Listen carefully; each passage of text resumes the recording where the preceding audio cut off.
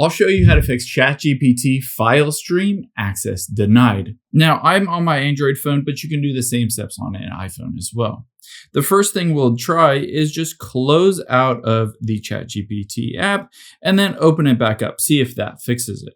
However, if that doesn't fix it, the next thing that we will do is hop out of here and check to see if there's an update. So just open up the Google Play Store or the App Store and see if you can update the app. This is a bug within ChatGPT, so just update it to see if it's fixed.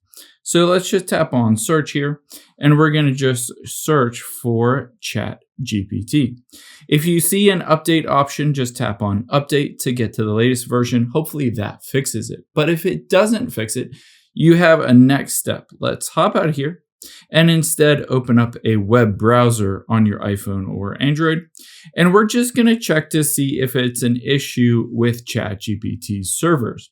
So just go to OpenAI status or down detector here and check to see if ChatGPT or OpenAI, the parent company, is down. So if their servers are down, maybe you're getting this error because of that, and you just need to wait till it's back up and running.